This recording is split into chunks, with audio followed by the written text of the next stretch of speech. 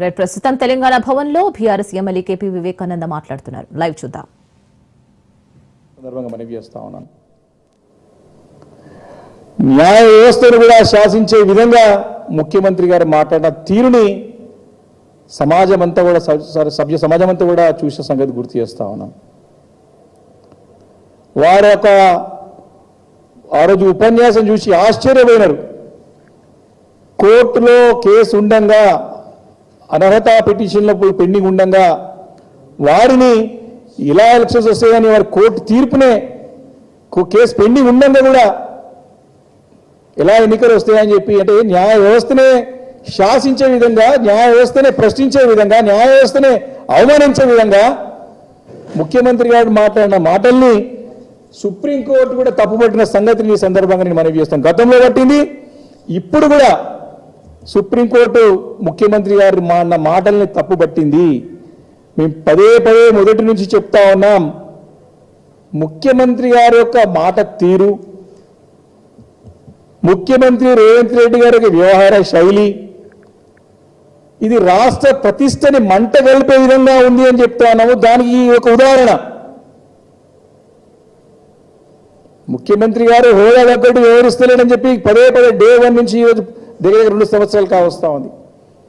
ఈరోజు మళ్ళీ ఆ ఒక పదవికి మచ్చ తెచ్చే విధంగా, ముఖ్యమంత్రి పదవి యొక్క ఇమేజ్ని పూర్తిగా మంటగలిపే విధంగా, అప్రతిష్ట పాలు చేసే విధంగా మాట్లాడిన మాటలని ఈరోజు సుప్రీంకోర్టు కూడా తప్పుపట్టిందంటే ఏ రకంగా మరి ముఖ్యమంత్రి గారి వ్యవహార శీలి ఉందో, మాట తీరుందో స్పష్టంగా అర్థం చేసుకోవచ్చు. వారు ఒకటే అనుకుంటున్నారు, వారు జాక్పాట్ సీఎం, లాటరీ పెట్టినాడు, ఎట్లా వచ్చిందో అందరూ తెలుసు, వారి పార్టీ ఎమ్మెల్యేలు వాళ్ళ పార్టీ నాయకులు చెప్పినారు. అన్ని వ్యవస్థలు ముఖ్యమంత్రి అయిపోతే అన్ని వ్యవస్థలు తన గుప్పెట్లో ఉంటే ఒక ఊహలో ఉన్నాడు ఆయన ప్రజాస్వామ్య వ్యవస్థలు ఉన్నట్టు అనుకుంటలేడు.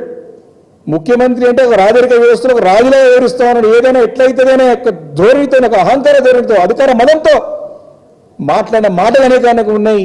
దాంట్లో ఈ యొక్క 10 మంది ఎమ్మెల్యేలకు ఉప ఎన్నికలు ఎలా వస్తాయని చెప్పేసి అసెంబ్లీలో ప్రశ్నించే సంగతి మరి గుర్తు చేస్తా ఉన్నాను.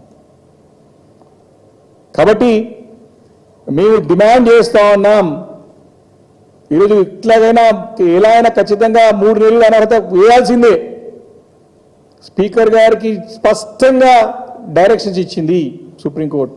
కానీ ముఖ్యమంత్రి గారికి నేను హెచ్చరిస్తున్నా, ఇది యొక్క శాసన వ్యవస్థ యొక్క గౌరవం కాపాడు.